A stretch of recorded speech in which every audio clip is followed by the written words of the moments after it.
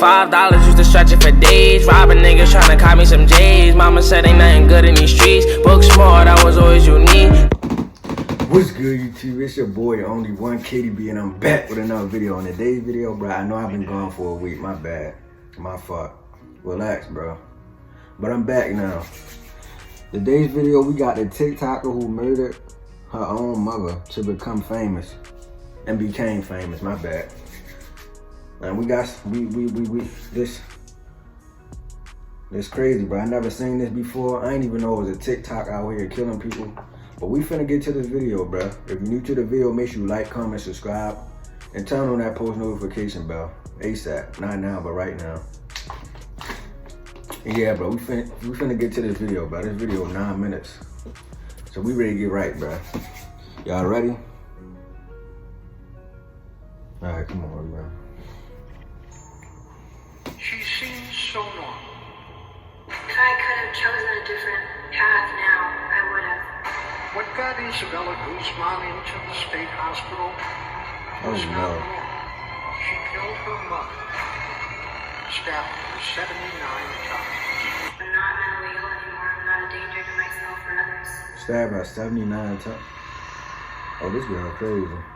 TikTok has a funny way of bringing up That's why old I'm gonna be relics on from the TikTok, bro. past and There's people turning like them that into on there. memes, whether that be songs from the 2000s or the revival of Twilight. This is kind of what happened with the case of Isabella Guzman, an 18-year-old girl who was found guilty of murdering her mom all the way back in 2013. Videos of her during her trial started to get popular on TikTok when users would duet the videos and make fun of the way she acted during her trial, which was really weird. But behind these weird videos was a real-life murder that was so brutal, it kind of shocked me to see people actually making light of it on social media. Today, we're going to explore the case of Isabel Guzman and how her behavior made her TikTok famous years later. Isabella grew up in Aurora, Colorado, and lived with her mom and stepdad. Her parents got divorced when she was a kid, but they were still civil after they separated, even buying a photography studio together when they did portraits. Yeonmi Hoi, Isabella's mother, would sometimes work 12 hours a day to make ends meet, and many people saw her as a really hardworking lady. Despite this, Isabella was never grateful for anything her mom did or how hard she worked to support her. Those that knew the family knew Isabella was always kind of troubled and had a very mischievous side to her. She hated school, and even though her grades weren't bad, they were nothing to write home about. She ended up dropping out when she turned 18, just a few weeks before her final exams. Her parents were disappointed, to say the least, when she did this, especially when she was so close to graduation. All those years of her suffering through yesterday. School were literally Congrats to me. Isabella's behavior only got worse when her mom remarried to a man called Ryan Hoi. Isabella resented her mom for replacing her dad, and her behavior towards her mom became so awful that she was sent to live with her dad, Robert Guzman. She ended up moving back in with her mom and Ryan, but they continued to have a bad relationship. In the weeks leading up to the murder, Isabella's disrespect towards her mom got really bad until one day, everything exploded. During a bad fight, Isabella yelled and spit in her mom's face. Ryan told police that his wife was terrified of Isabella after this fight, and matters were only made worse when the next day, Yeonmi showed him an email Isabella sent her during the night, which said, "You will pay."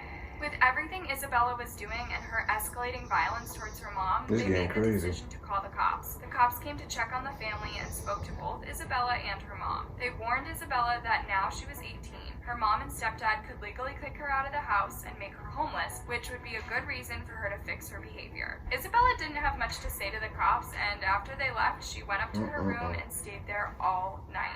You may be thinking that this girl sounds like a total nightmare to have in your house, and I agree. Living with Isabella and her behavior sounds exhausting, but according to Isabella, there was more to the story.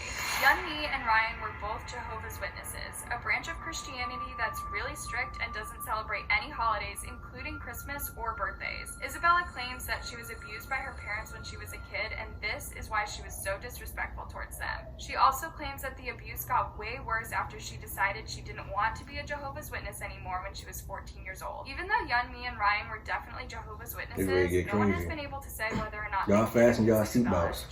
After police left, Yeonmi decided to go to work for the rest of the day and put some space between her and Isabella. Ryan stayed at home with his stepdaughter, who didn't come out of her room again until around 8:30 that evening. Yeonmi came home from work at 9:30 p.m. and told her husband she was going to take a shower. When she went upstairs, Ryan stayed in the living room watching TV and eating the McDonald's she brought home for him. Only a few minutes later, Ryan heard thumping and banging coming from the upstairs bathroom and Yeonmi calling out for him. When he went to investigate, he saw Isabella in the bathroom with her mom before she slammed the door in his face. Ryan tried as hard as he could to get into the bathroom, but Isabella locked the door. He knew straight away that his wife was in danger. He ran to get his cell phone and called the cops. When he went back upstairs, a pool of blood was leaking out from under the bathroom door. Yeonmi had stopped screaming and he heard her last words, Jehovah, which is their name for God. What happened next sounds like something straight out of a horror movie. Isabella opened the bathroom door. She was holding a knife and covered in blood. She calmly walked past Ryan as if he wasn't even there and left the house. It was clear that Yeonmi was dead when Ryan got into the bathroom, but he still tried to perform CPR until the emergency services arrived. Yeonmi was pronounced dead at the scene, but she'd been stabbed a total of 79 times all over her face and neck. There was also a baseball bat in the bathroom, and it looked like Isabella had beaten her mom with it before or after she stabbed her. By the time the cops and paramedics arrived, Isabella was nowhere to be found, which worried everybody since she'd left the house with the knife she'd just used to murder her mom with. They tried to find her by tracking her cell phone, but this didn't work out since her phone was turned off. Luckily, Isabella was found in a parking garage the next day and arrested after someone saw her there and tipped them off. Isabella was charged with first-degree murder, and because she was 18, she was tried as an adult. This meant she could be given the death penalty. However, this is where things got even wilder. Isabella was found innocent. Well, okay, not totally innocent. During her trial, Isabella was assessed by a doctor who diagnosed her with schizophrenia, a mental illness that can cause people to hallucinate and have delusions. According to the doctor, Isabella didn't believe that it was her mom she was killing, that she was actually a woman called Cecilia, and she had to kill her to save the world. This evidence made it possible for Isabella to plead innocent by reason of insanity, which means she was so mentally unwell when she committed her crime that she didn't know right from wrong.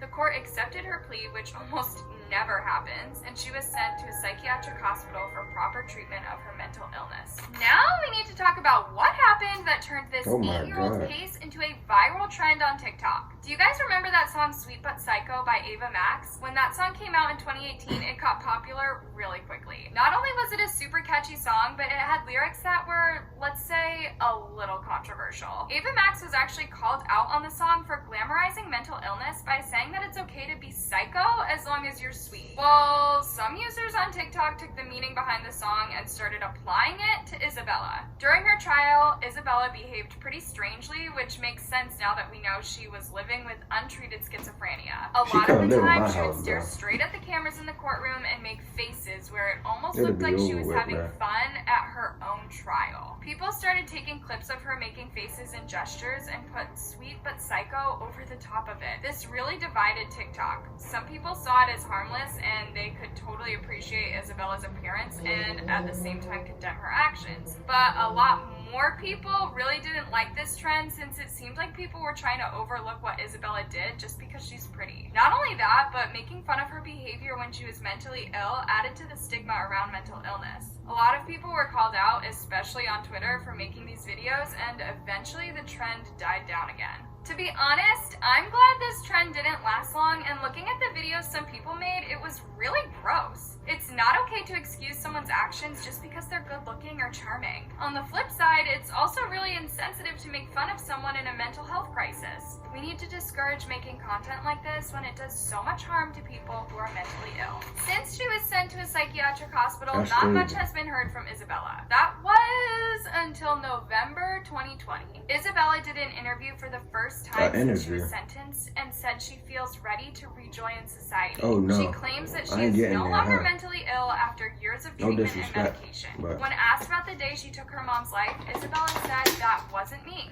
And now that she feels mentally stable, she is no longer a danger to herself or others. That isn't the only reason Isabella wants to leave the hospital. In 2015, it was reported that she was assaulted 3 times by a hospital employee and is now trying to have him arrested and held accountable for abusing her. Right now, there hasn't been an update on whether or not the employee is being prosecuted, and there's no update on whether Isabella will be released anytime soon. This case is definitely a heavy one, guys. But I definitely think it's important Bro, to talk about these 79 things, times, especially bro. when social media is involved. You know how much Did you gotta guys ever hate see somebody any to of the stab him TikTok videos 79 about times? Isabella? What did you think when Oh you my saw them? God. I can't wait to read your thoughts and discussions That's down in the crazy. comments below. Thank you for watching today's video. Don't forget to like and subscribe to stay up to date with all future videos. Bye! That's gonna do it, bro.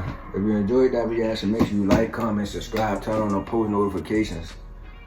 This girl was a psychopath. I don't know what else to call it, bro.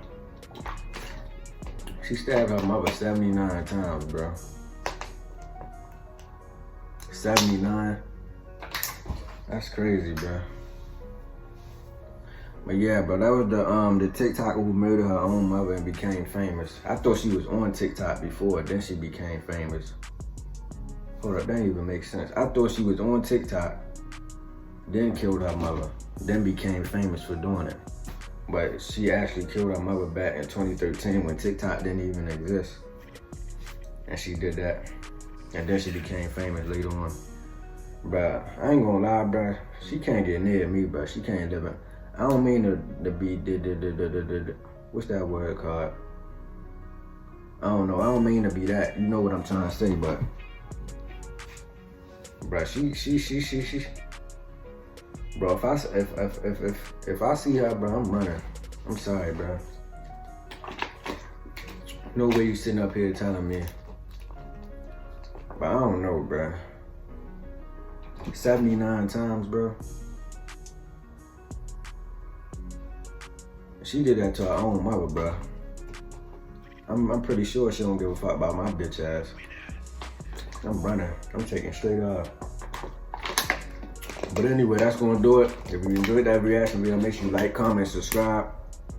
And yeah, bro, I'm out, bro. I got another video for y'all young boys. And I got a haircut too. But I don't like it. My head look little, bro. That's why I like a whole bunch of hair on my head, bro, cause I don't like when my hair be all down.